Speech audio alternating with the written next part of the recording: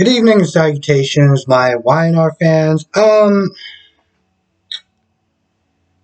This episode, this episode,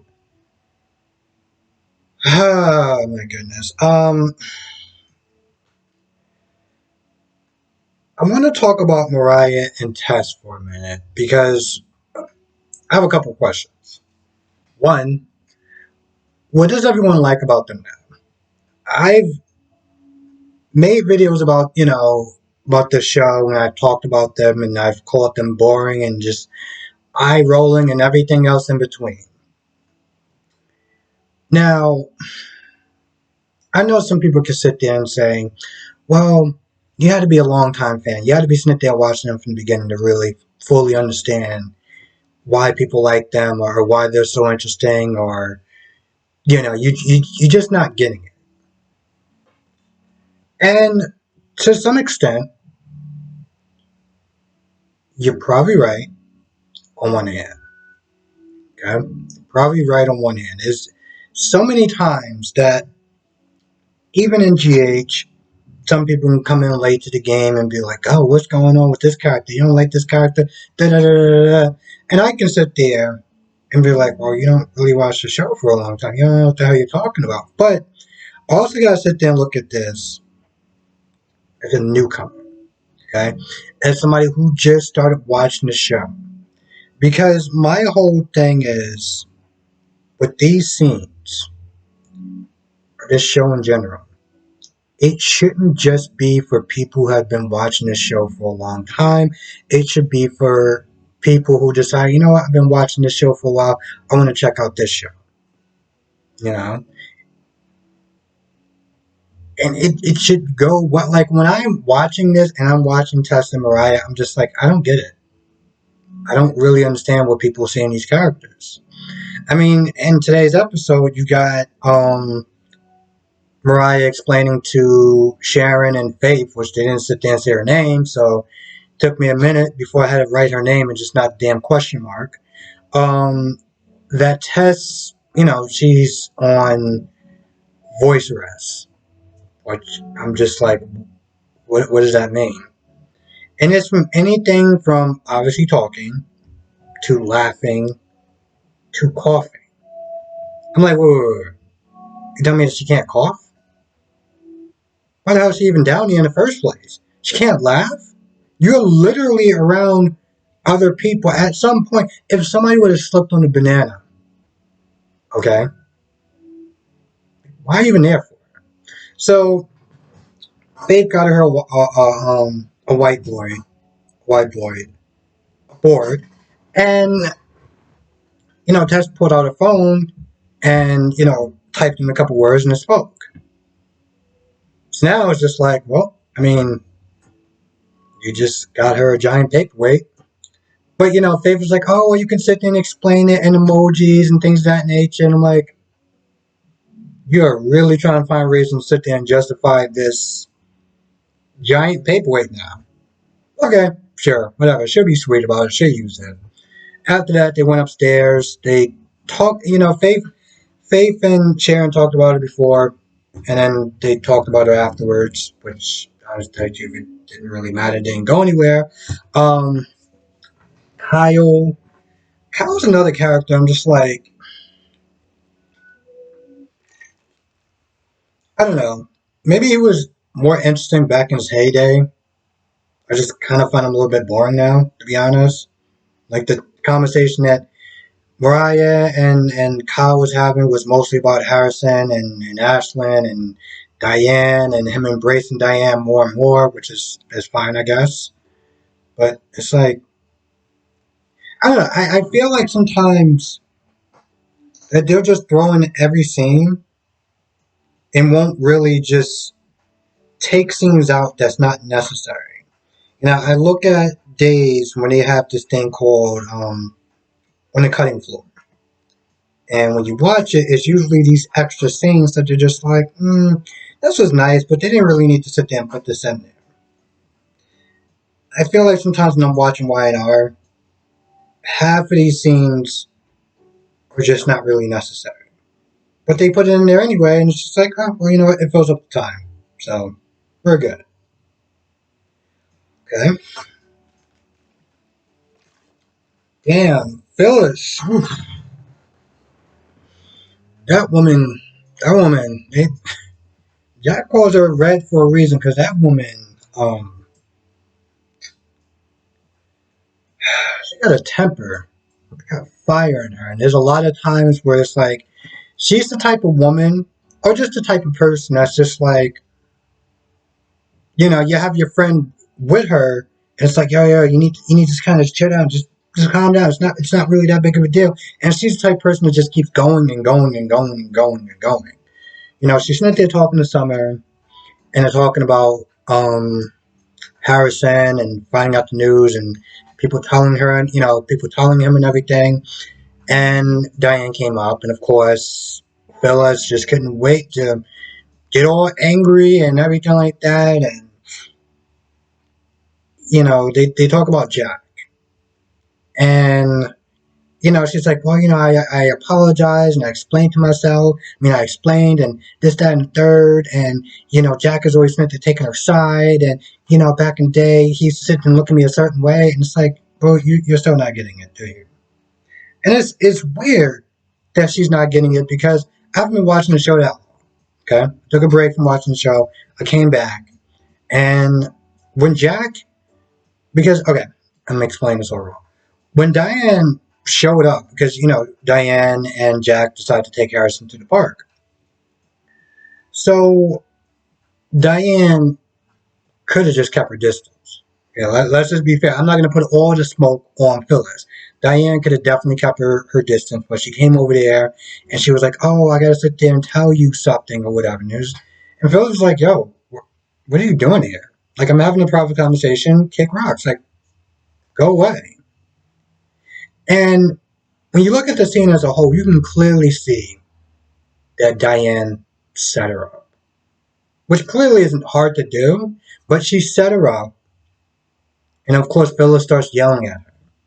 So Diane is not there keeping her all calm and cool and everything like that, and Phyllis is just getting louder and louder and louder. It's like when somebody's being very passive aggressive, it starts to piss you off after a while. Okay, so Phyllis is just getting louder and louder and louder. Jack comes over there, and Jack was like, "Yo, what is going on? Yo, like half the park is sitting there, hey." And, of course, he points to Harrison. And Phyllis is like, well, I didn't know that he was going to be here. I wouldn't have been sitting there yelling and stuff like that. Now you got it where you got Jack defending Diane, which is what she wanted against Phyllis. Classic.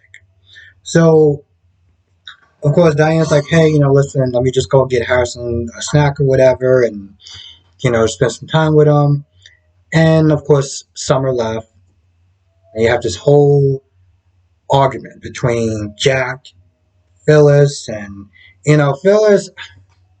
I don't know. In some ways, she's probably right. I'm not gonna sit there and say that she's all the way wrong, but I feel like the way she's going about it, it's like she's acting like a kid that is in trouble, while the sibling is just sitting pretty. Why are you always think they're going after me for? Why can't you? You always think they're defending her and things of that nature. And Jack was like, listen, at the end of the day, I'm trying to keep the peace. This is what you wanted.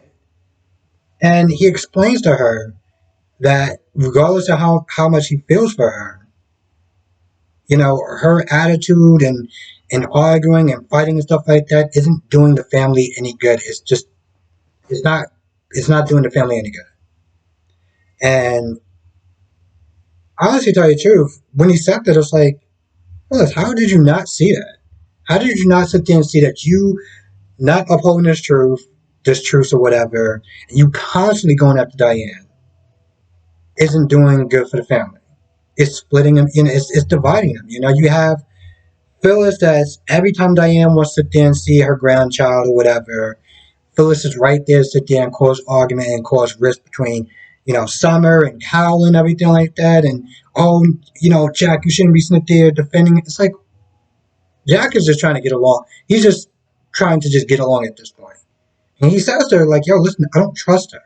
But for the family, I got to sit there and do what's right.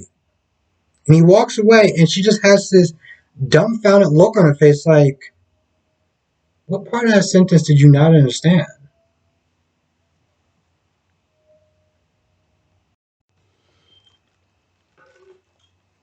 I didn't know that Amani left, but Amani left. You got Dave Arnett there talking to Amanda, and bottom line, Amanda, she wanted to go back. She didn't want to leave, but I guess there's things that's going on with the family or whatever. And bottom line, Dave Arnett's like, listen, if you want to go back and you want to sit there and try to spend time with her or whatever, regardless if she's telling you that you have to go back. And of course, Amanda's like, oh, there's work, there's this, there's that. Devon's like, yo, listen, you need to go back to Virginia as long as you need to go back. Do your thing, and we'll work this out. So after that, um, Devon heads into the office. He doesn't see anyone, and he sees a contractor or a photo, or whatever. And he takes a look at it. He's like, the hell is going on?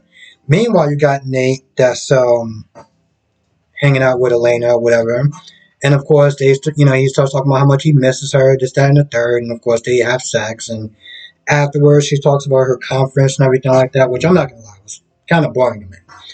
But when he left, he got back into the office and, him and Yvonne had some words.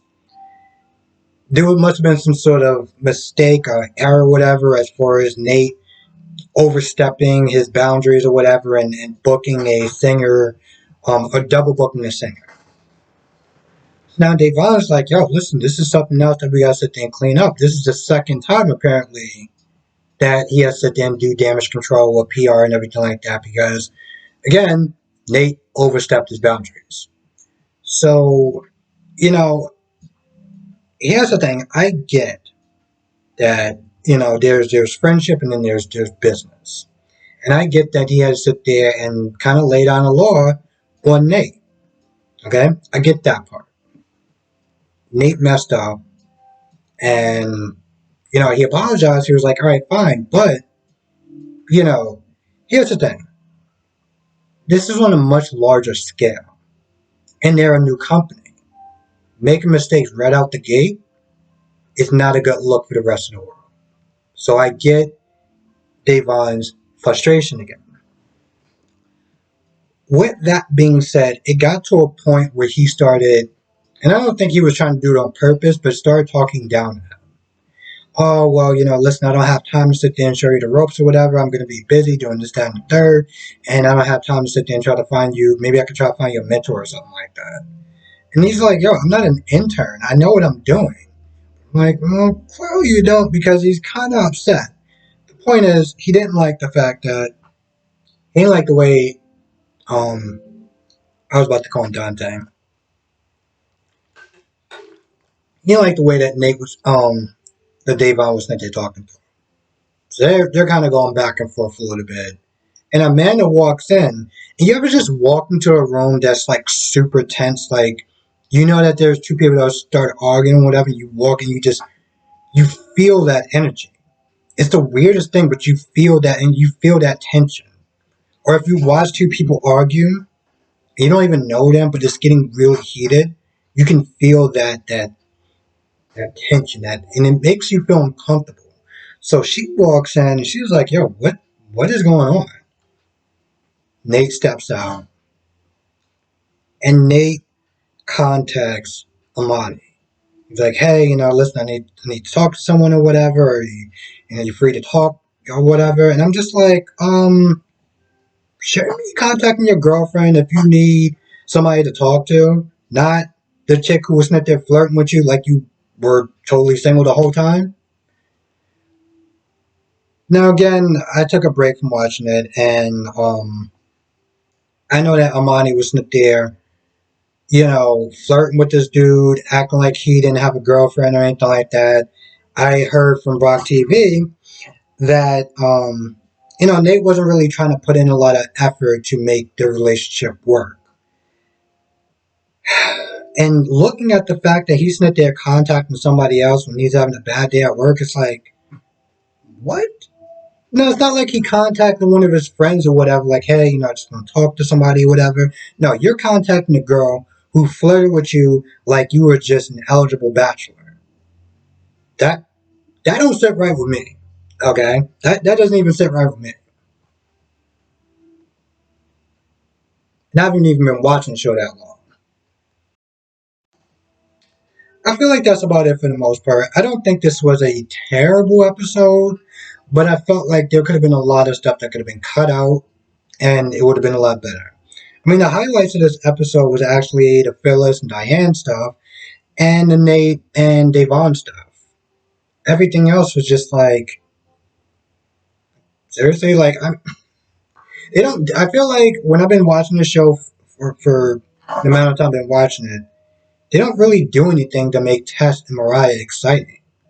It's like it's just mundane average stuff. Okay, she went to the clinic and she's on voice rest or whatever. I'm just like, okay, all right.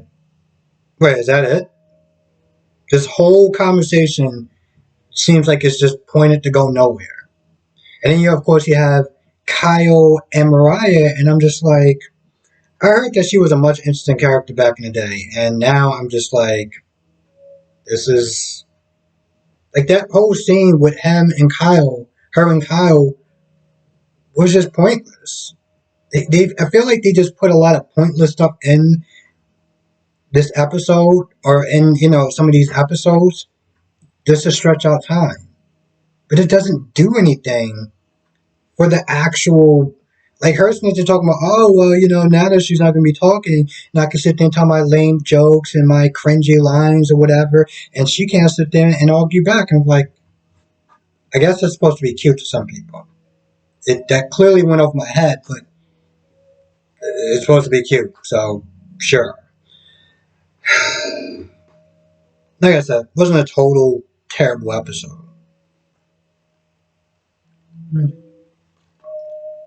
Anyway, with that being said, I'm gonna go. I want to thank you for watching. Be safe, and I will see everyone in the next video.